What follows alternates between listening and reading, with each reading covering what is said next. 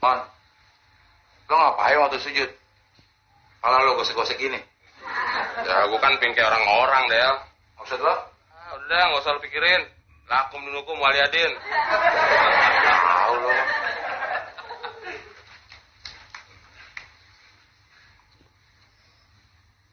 Kok belum hitam juga ya?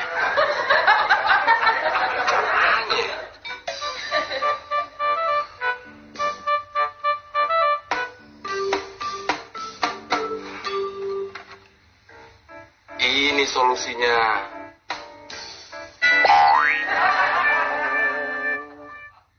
Man, cepetan dong. Ntar keburu azan nih.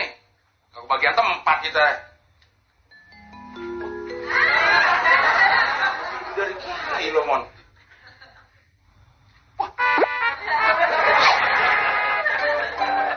Kenapa jidat lo? Kepentok. Lu nggak ngerti sih, Del.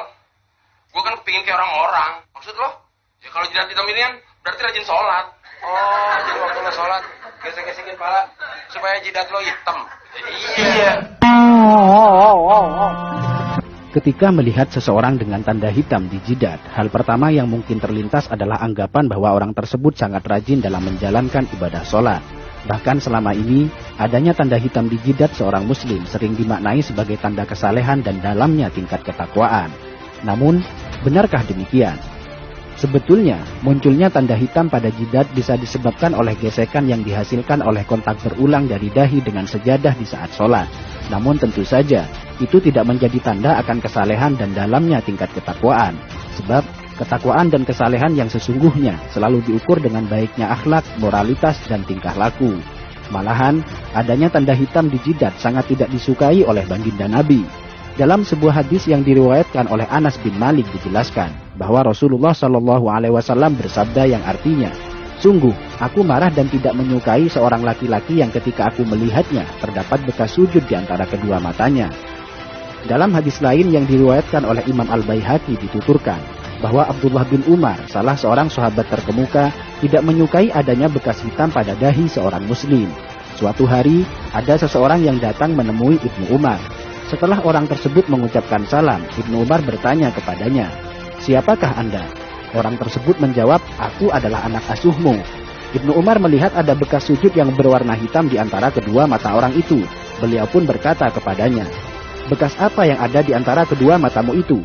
"Sungguh, aku telah lama bersahabat dengan Rasulullah, Abu Bakar, Umar, dan Utsman. Lalu, apakah kau melihat ada bekas tersebut pada dahiku?" Hadis riwayat Al-Baihaqi. Masih dari Ibnu Umar, suatu waktu beliau melihat seseorang yang pada dahinya terdapat bekas sujud. Ibnu Umar berkata, "Wahai hamba Allah, sesungguhnya penampilan seseorang itu terletak pada wajahnya. Karena itu, janganlah engkau memperburuk penampilanmu." Hadis riwayat Al-Baihaqi. Dalam hadis lain dijelaskan bahwa suatu ketika Abu Darda melihat seorang perempuan yang pada wajahnya terdapat kapal seperti kapal yang ada pada seekor kambing. Beliau lantas berkata, "Seandainya bekas itu tidak ada pada dirimu, tentu lebih baik." Hadis riwayat Al-Baihaqi. Dari Humaid bin Abdurrahman, ia berkata, "Aku berada di dekat As-Sa'ib bin Yazid ketika seseorang bernama Az-Zubair bin Suhail bin Abdurrahman bin Auf datang.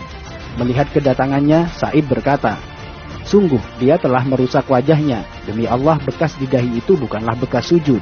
Demi Allah, aku telah sholat dengan menggunakan wajahku ini selama sekian waktu lamanya.